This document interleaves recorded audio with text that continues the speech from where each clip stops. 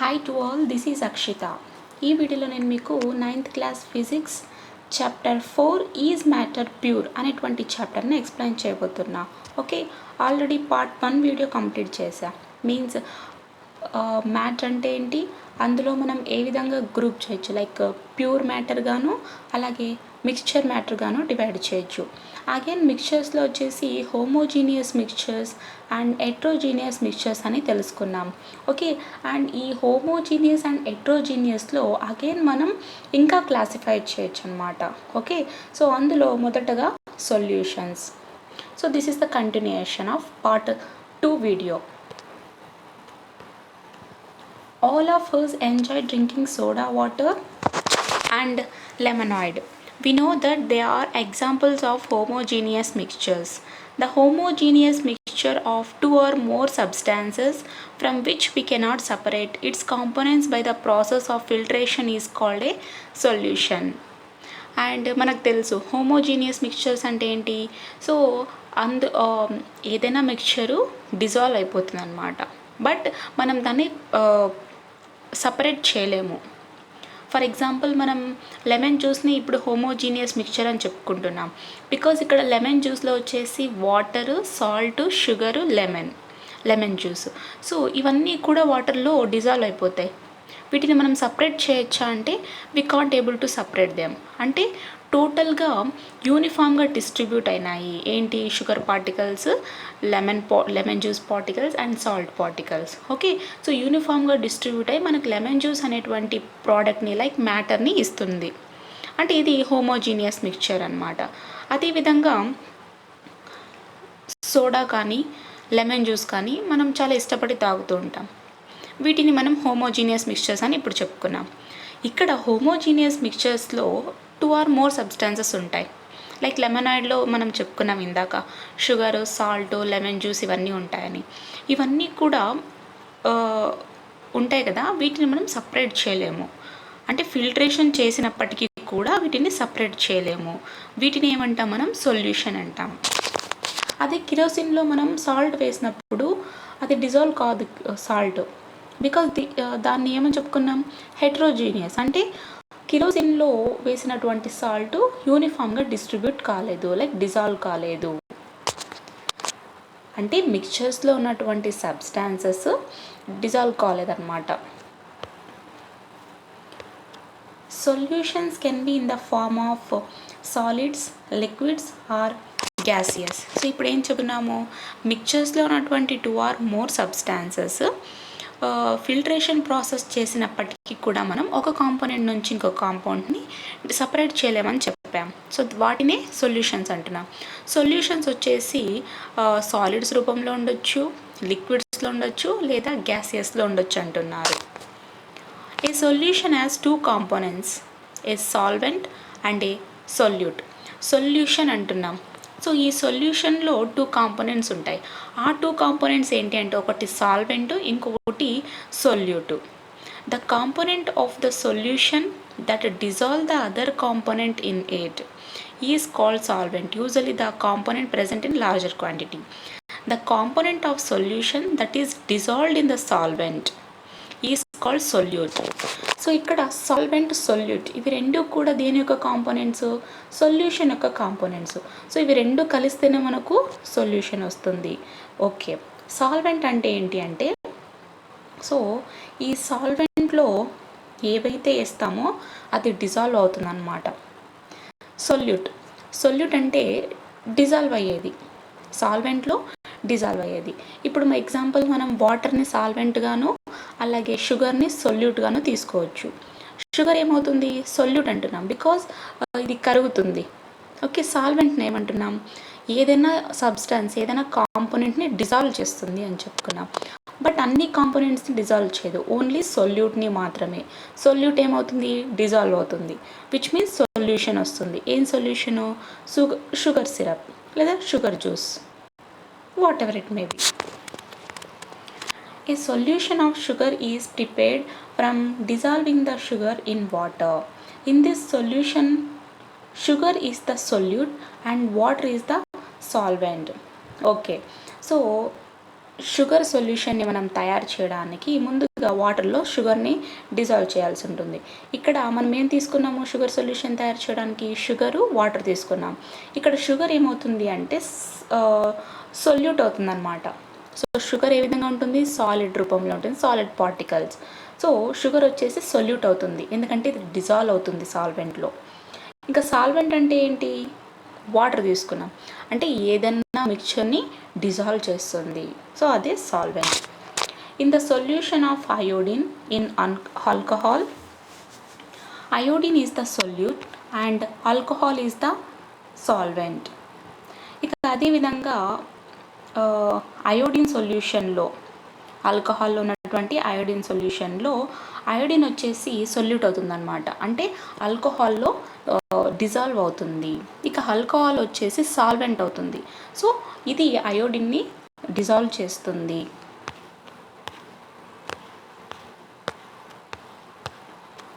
All the aerated drinks are liquid solutions containing carbon dioxide as solute and water as solvent.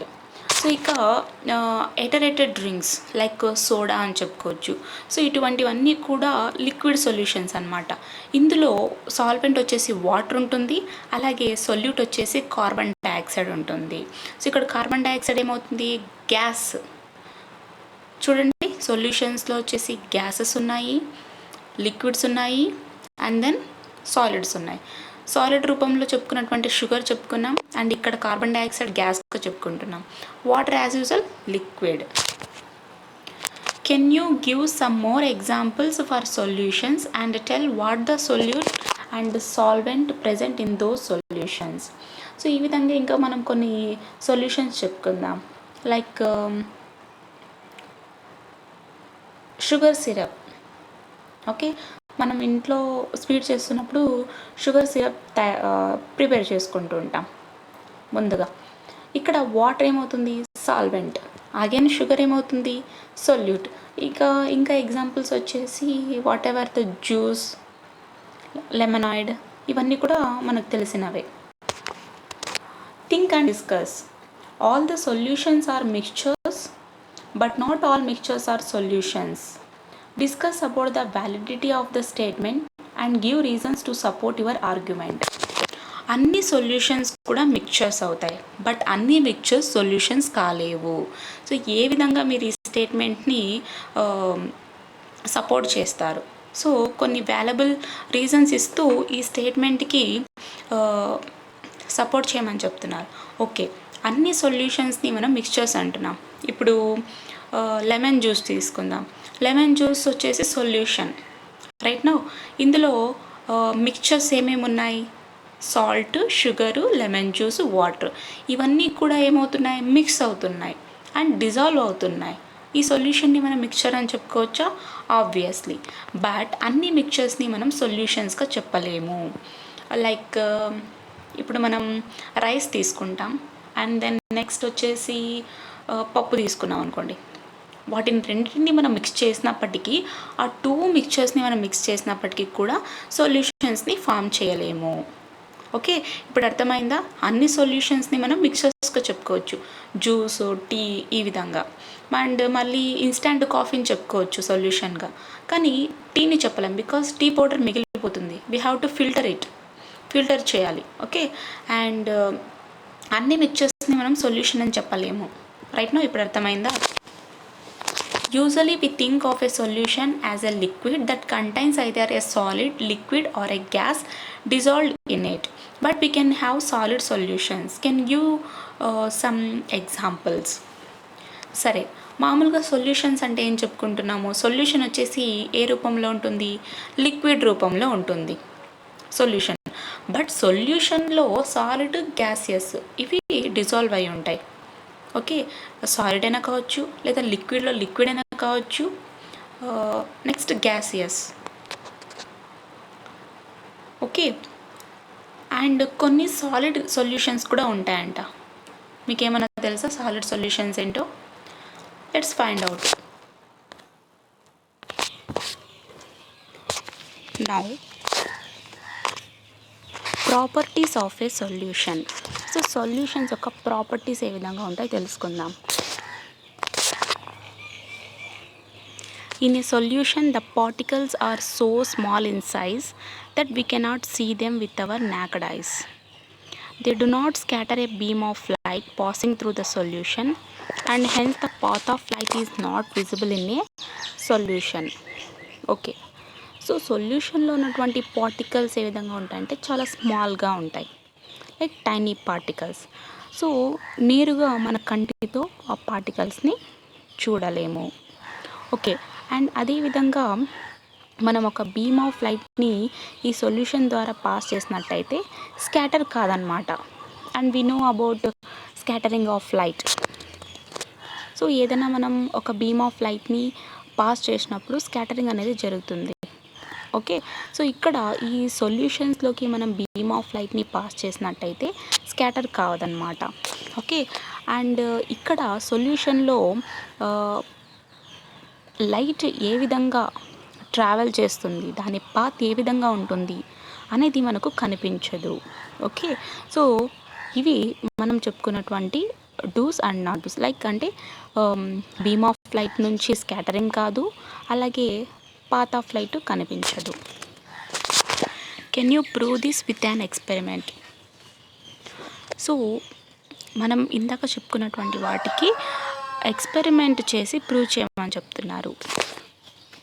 If the solution is diluted, can the path of light be visible? ఒకవేళ solution diluted అయినట్టయితే light యొక్క path మనకు కనిపిస్తుందా? So we have to do practical. One more interesting property of solution is that the solute particles do not settle down when left undistributed. Can you give a reason? If the solute particles are settling down in a solution, can we call it as a homogeneous mixture? Okay, ఇక solution గురించి ఇంకొక property ఏంటి అంటే, so మనం ఏదైనా ఒక సొల్యూషన్లోకి, like ఏదైనా ఒక సాల్వెంట్లోకి షుగర్ని వేసి అలాగే వదిలేసామనుకోండి కలపకుండా, అంటే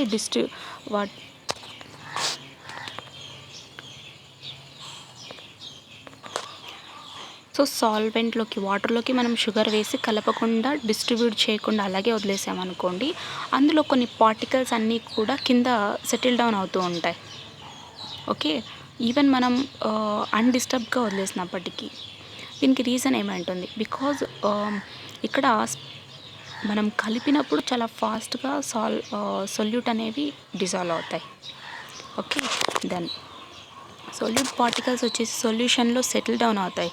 సో సెటిల్ డౌన్ అయినప్పుడు ఈవెన్ సమ్ టైంలో డిజాల్వ్ అవుతాయి. అయినప్పటికీ కూడా మనం వీటిని హోమోజీనియస్ మిక్చర్స్ అని కన్సిడర్ చేయగలమా? చూద్దాం. What would happen if you add a little more solute to a solvent?